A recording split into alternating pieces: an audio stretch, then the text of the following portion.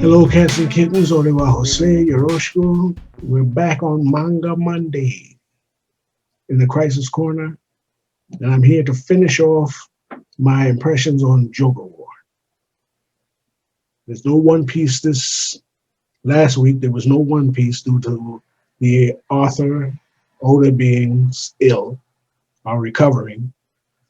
So we just have one book to review or to give my impressions on, and that's going to be issue 100 of Batman, the conclusion of Joker War. I'm going to use my standard grading system, uh, A, B, C, D, F. A to F grading system on art, plot, and execution. The RT for Batman issue 100 is the same as the previous ones. You can see my other review. Jorge Jimenez is the artist, writer is James Tynan, and Temeu Murray is the colorist. Can't remember the letter, but that's the basic art team. The artist working on the book. The art gets a grade of A just right off the break. Murray and Jimenez is a great pairing. Fantastic art. The city is well rendered. You get that gritty Gotham City feel. The action scenes are well rendered. Uh, they emote, the faces emote very well because there's a lot of emotional beats going on in the story. Excellent art. A, A plus, straight across the board. Fantastic work.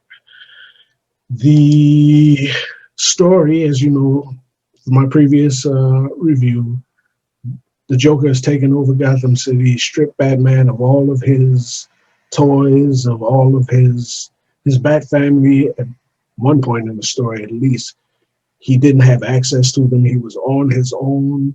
He'd been subject to Joker gas. He was really messed up, way out of it.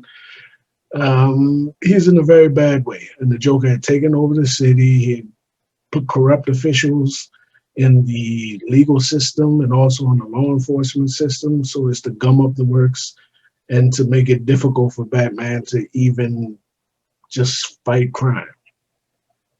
He had taken over the city, he had taken over the Wayne fortune, he had taken over all of Batman's utilities, his cars, his safe houses. It was total war on Gotham, specifically the war on Batman. Now, as the story picks up, so that plot is, it's a good plot. I mean, it's kind of done a little bit. I mean, someone's always taken over Gotham. If you go back to, I think, Cataclysm, I think that was Ra's al Ghul, Nightfall, Bane, City of Bane, Bane, uh, Contagion, all kind of, people's always messing over Gotham. I don't know why anybody wants to live there, but whatever. So the plot, the overall plot, it still stands up. It's good. It's good. It's solid. You know, tax putting Batman, putting the screws to Batman, and see what happens to him. So in that respect, I'd say the plot, I give it a B, B plus. I give it a B, flat B, because like I say, it's kind of done. It's every 10 or so years somebody wrecks Gotham. So it's a solid idea. All right. And then the execution, that comes down to the story itself and how it's executed. Um, that I have slight issues with, I mean, nitpicky stuff. Uh, but the interesting thing is a lot of this comes down to sort of the reason why I got away from American comics in the first place is because you get the impression that none of this is going to stand up. I don't know if Tynan is staying for the next story arc. So I don't know where this is going, and I don't have a lot of confidence that there'll be follow through on this. And I don't know how long that follow through is going to last. I got to backtrack a little bit.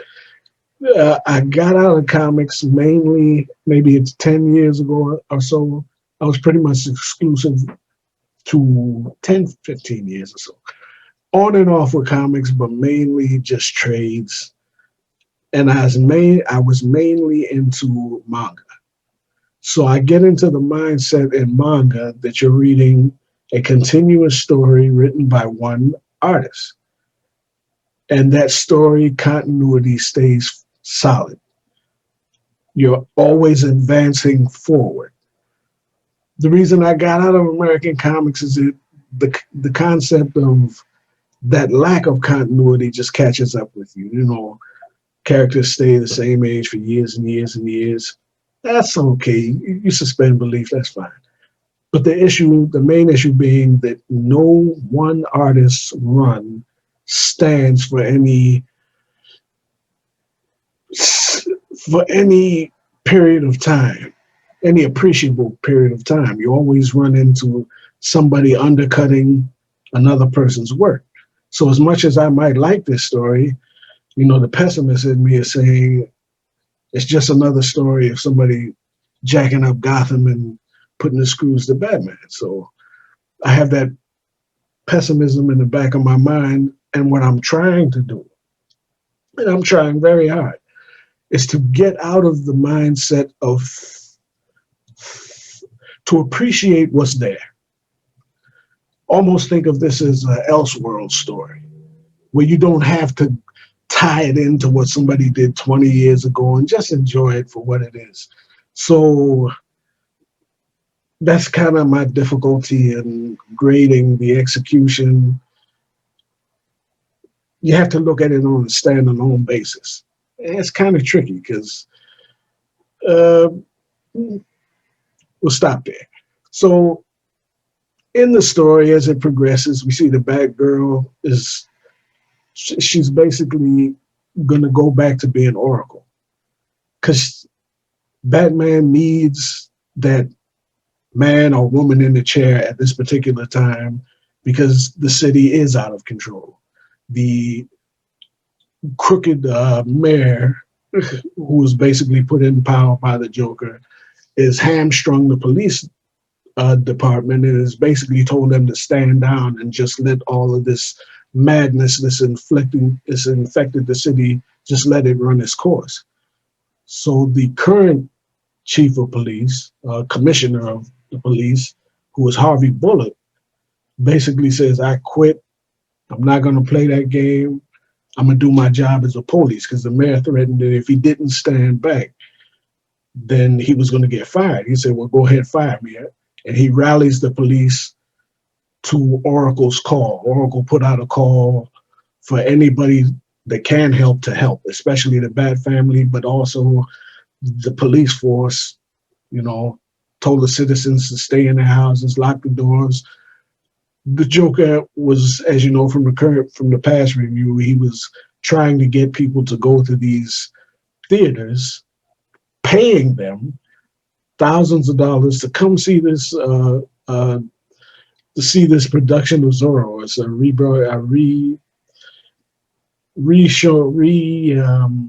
whatever of Zorro, which of course was the movie that Bruce Wayne went to see when his parents were killed, just to traumatize Batman, to traumatize Bruce Wayne. And when the people got there, they were going to get gassed. So he was going to murder a bunch of people using Bruce Wayne's past trauma to do it, which would traumatize him further. So Oracle puts out the broadcast, tells people it's a death trap, don't go there, thus quelling that potential threat. So she's back in the chair doing her work and is very effective. She rallies the Bat family, Nightwing and all the others, Robin, who else is with him? I would imagine Jason Todd, Tim Drake, all of those guys are fighting against the hooligans, the clowns that the Joker has running through the city while Batman fights the Joker. Now, the Batman-Joker fight is, oddly enough, I never pictured the Joker putting up the level of fight, being that good, that competent a combatant especially when, facing Batman. Initially, he's stolen one of Batman's suits, and he's using his own weapons against him. Now, if using weapons, I got you. He could probably be pretty capable because he's a trickster, and he could, it's like explosive whoopee cushions and stuff like that. He would be able to hold his own in that respect. But as the battle goes on, he's actually putting up a pretty good fight. Matter of fact, he knifes Batman in the back twice, which I find hard to believe. But given the circumstances, I guess Batman's distracted because he's found a way to raise. He has a potion, a Joker toxin that basically raises the dead and turns them into laughing corpses that are running around. Again, further to traumatize Batman. They're not actually alive; they're just animated, and they're proxies that are fighting against Batman. So he has to deal with that. He has to deal with the Joker. So he's kind of distracted. So I guess the Joker gets in his licks here and there. But I never figured him to be able to give him that much of a physical fight. He does. That's a little nitpick. I didn't totally buy that, but whatever. The fight's actually very good in terms of choreography. It's quite brutal, but well choreographed. We have Robin, basically not Robin. Nightwing cleans up a little bit of the mess. Punchline, she gets taken out by Nightwing. We find out that Catwoman steals Bruce Wayne's money back, taking it out of the Joker's hands. Oracle again, she crippled any of the vehicles and any communication that the Joker could have with his henchmen. So essentially, the Bat family has taken the city back along with the police. They're tying up all of the loose ends, and the only thing left is for Batman to actually defeat the Joker, bring him to justice. That's the balance of the story. The balance of the story is Batman and the Joker locked in this brutal fight, which is more psychological than it is physical, if you think of it. Because again, the Joker, he's putting up more of a fight than I think he should, but the threat is more psychological than anything else. He's taunting Batman. He's telling him that, the city doesn't want him, it doesn't need him, that Gotham is a cesspool and it doesn't, he's just a pampered rich boy that's trying to interfere in something that he doesn't understand. He says basically you're a suburbanite that's trying to make yourself feel better by cleaning up a city that doesn't want to be cleaned up. That's the Joker's argument. And he goes on at length saying this and stabbing Batman a couple of times, which again, I don't really get. But anyway, as he's about to finish him off, Harley Quinn jumps into the fight. Because as you know from the previous, but I might not have mentioned it in my previous review, but Harley Quinn told Batman that as he went into this fight with the Joker, either you finish him off or I will. She said that in no uncertain terms. She wants that man dead. He deserves it. But that's a separate issue. She jumps into the fight, basically shoots him in the eye, ties him up, and puts a bomb on him. And she also puts a bomb on herself, and she tells Batman in no uncertain terms that this man does not deserve to go to jail. He has to die. But you have to decide this. So I'm strapped, Harley, she's saying, I'm strapped with a bomb and so is he. You can only save one of us, and she runs off. So Batman has to make this a decision whether to save Harley or whether to save the Joker. The decision to me is less important than the conundrum. Because if you think about it, it brings to light the issue of whether or not Batman should kill the Joker if the opportunity presents itself. The age-old question of should heroes kill. Uh, to me, it's not really that much of a question. If you weigh the pros and the cons, the obvious answer is yes. But the morality of the issue is it's a little nuanced, but only if you think of it from the standpoint of a reader. If you think in actual terms and in reality, if a person like the Joker existed and anyone had the choice between killing him and not killing him to preserve the public peace and welfare, anyone would say, yeah, put him down, you know. I mean, when you think about it, this man, within the story, he had a theater filled with the resurrected corpses, or the animated corpses. This theater filled to the brim with the animated corpses of people that he had killed. Let's say that the theater held 150 seats. It was a 150 seat theater. Look in actual history. Anyone who had killed 150 people who did not himself, if apprehended, face justice, capital punishment. I would venture to say none escape capital punishment, because you don't let people who kill on that scale walk around loose. The question is, who has the authority to put that person down? If Batman feels that he doesn't have the authority, I understand. Then the blame should not be on Batman. It should be on the state, because they never executed him. Why you keep sending the Joker to Arkham is beyond me. He does not belong at Arkham. He belongs in the electric chair. By any metric, there's no way you can avoid that. Maybe Penguin gets a pass. Maybe, I don't know, maybe Riddler gets a pass. I don't know how many people he's killed, but the Joker, he consistently and very effectively murders in mass quantities. So clearly, he deserves the gas chamber, electric chair, whatever.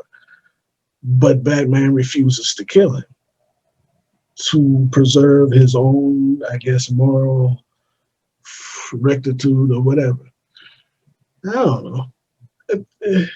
The way it's presented in the book is kind of, I don't buy it. I mean, I see Frank Miller's approach when he did The Dark Knight, the original The Dark Knight Returns, and he put the man down. You know, he didn't feel good about it. Maybe it didn't, he was obviously not, it didn't sit well with him,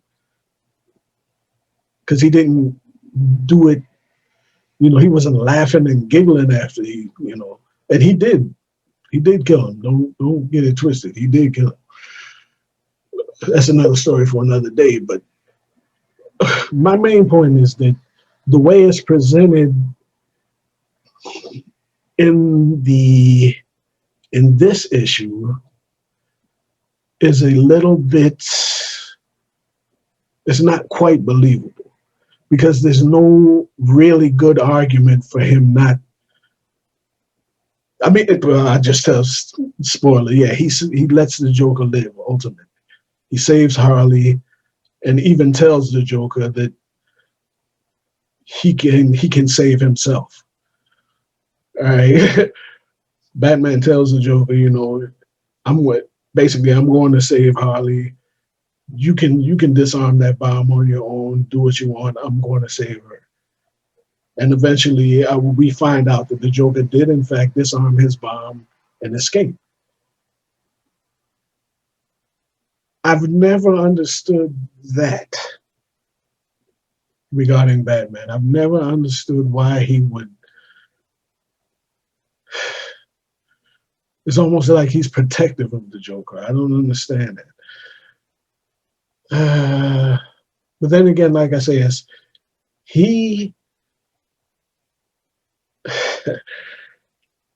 if he apprehends the Joker and remands him to the authorities, then he's done his job, and the problem is that the authorities won't execute him. By the time you get to the seventh or eighth time around, somebody's got to make a decision. That's all I'm saying. So I don't buy it, but I guess heroes don't kill, and that's just how it is. And then the story is, I mean, in the final analysis, Batman does save the city, so to speak, and he seems to be on the path towards being what he calls a better Batman.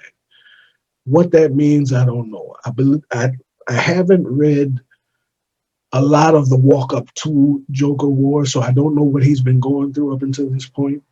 But he seems to want to be a better version of himself, a better version of Batman. And he seems to be smiling more.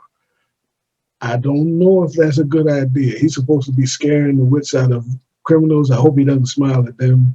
But then again, that might freak them out too. So there's that. So going forward, I think there's supposed to be a tonal shift in the book.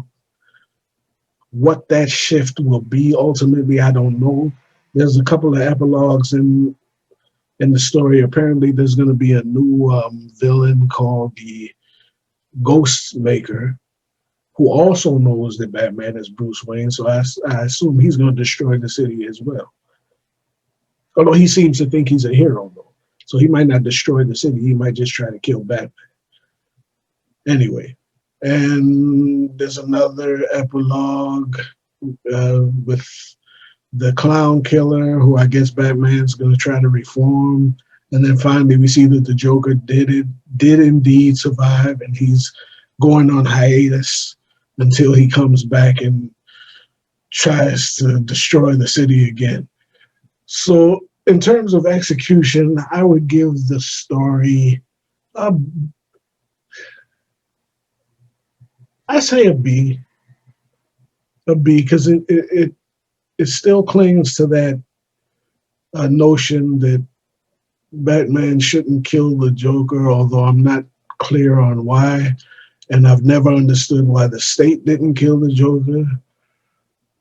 I guess that's just reasons, advance the plot, keep the machine going. The Joker has to always be on the loose every few years because it sells books. Going to the argument of manga versus United States comics. If I'm reading One Piece, the Straw Hats put down Arlong, and that's the end of Arlong. I mean, they didn't kill him, but you don't see him no more because the plots advanced past him. American comics never advance past their villains. The Fantastic Four always fight Dr. Doom. The Joker always tries to destroy Gotham continuously. Magneto always fights the X-Men, although that's a separate issue. They're partners now, but like I said, villains always come back. There doesn't seem to be any consequences for their actions because they're always allowed to come back, especially in Gotham, where they routinely put mass murderers in a reformatory that can't reform them, or has proved ineffective in attempting to reform them. And as in fact, it has a revolving door that allows them to get out every few issues to traumatize the city again, which again, you got to hand wave that because that's what it is. So we're talking about an A for art, A plus for art. Again, I say B to B plus for plot, and a solid B for execution. Would I recommend this? Would I recommend Joker's War? Yes, I would. If only just to look at it. And if you're not terribly familiar with Batman, that might work even better because you wouldn't know how many times that something like this has happened. So enjoy. By all means, check out Joker War. Enjoy it. Uh, Let me know what you think. You may think a lot more of it than I do. I think it's good. I think it's good, if not great. Artistically, it's great. No question about that. But all in all, it's a B plus. So enjoy. I'll be back next week. Hopefully, we'll have a One Piece chapter. I'm gonna put up some One Piece content for the week just to do it. You know, just because One Piece rules. That's it for today. That's it for the Manga Monday. Be back at it next week with more. So until then, stay loose.